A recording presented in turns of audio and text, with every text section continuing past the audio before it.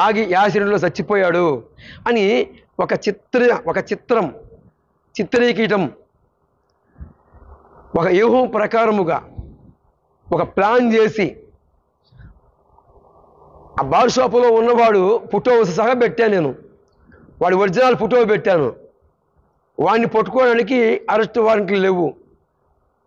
న్యాయం కావాలి అని కోరితే మేము మా మీద అరెస్ట్ వారెంట్లు చేస్తారు. కానివ్వండి, దేనికైనా మేము సిద్ధపడ్డాం. దేనికైనా ఎంత దూరమైనా వెళతాం. మీరు బెదిరించినా లేక అరెస్ట్ వారెంట్లు మా మీద తీసుకొచ్చినా మేము భయపడే పరిస్థితే లేదు. ఎందుకంటే బ్రతుకుడు క్రీస్తే సావైతే లాభమని సడలని విశ్వాసముతో యేసు ప్రభువు వారిని వెంబడిస్తున్న వారిని మేము.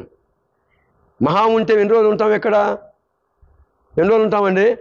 రోగం వచ్చినా పోవాలి, ఏది ఎదిరినా పోవాలి. కానీ పోయేది నిజం. కానీ పోయే రోజులు ఒక నలుగురినన్నా 4 జీవితాలన్నా ఎలిగించి ఒక మంచి మార్గాన్ని చూపించి వెళ్ళాలని కంకణం కట్టుకున్నాం. పోకుండా ఎవడు ఏడ ఉండడు. కానీ పోయే స్థలాలు 2 ఉన్నాయి. పాపాదస్యం మరణం ప్రయాతి, పాపాదస్యం నరకం ప్రయాతి. 2 స్థలాలు ఉన్నాయి. పాపానికి నరకం ఉంది. మోక్షానికి చేరాలంటే నిజమైన దేవుని యొక్క రక్తంలో కడగబడాలి. మేము సత్యాన్ని ప్రకటిస్తున్నాం. అసత్యములో ఉన్నాం గతంలో. ఇప్పుడు సత్యమై ఉన్న దేవుణ్ణి, ఆ దేవుణ్ణే ప్రకటిస్తున్నాం. యేసు ప్రభువులో కామ క్రోధ లోభ మోహ మదమాత్సరాలు అనేవి లేవు. నేను గత కాలంలో ఆరాధించిన వారి అందరిలో ఉన్నవి. వారందరూ కూడా ఎవరై అంటే మనుషులే, కానీ వారు దేవుళ్ళు అని పిలవటానికి అనర్హులు అని భవిష్య మహాపురాణం సాక్ష్యం ఇచ్చింది.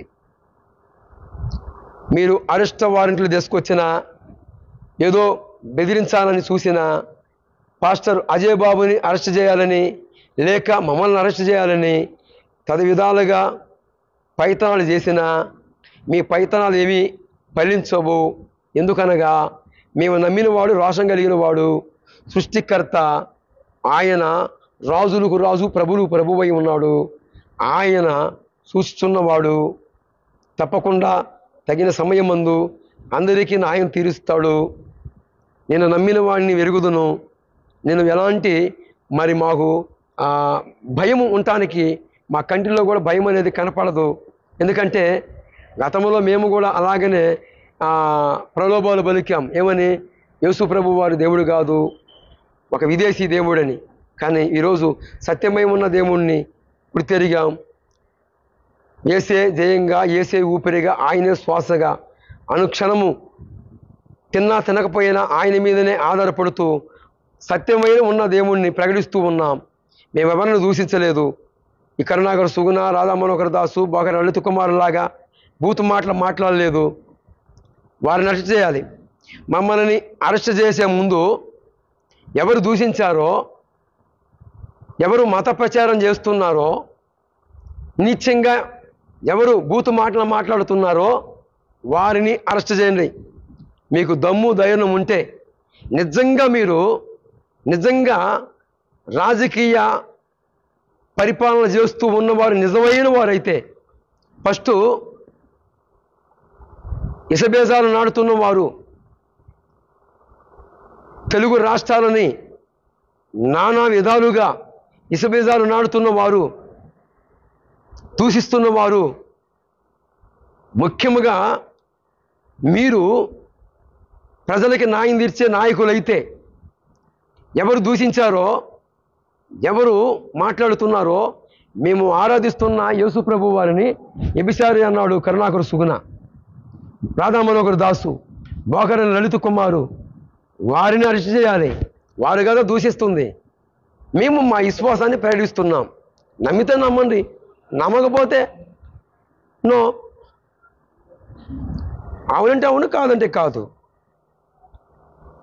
ఏ విశ్వాసాన్ని ఎవరు కించపరచకూడదని ఆర్టికల్ 90 ప్రకారము, ఆర్టికల్ 40 ప్రకారము, ఆర్టికల్ 70 ప్రకారముగా మతశేస్య వాక్కు స్వాతంత్ర హక్కులు కలిగించబడితే,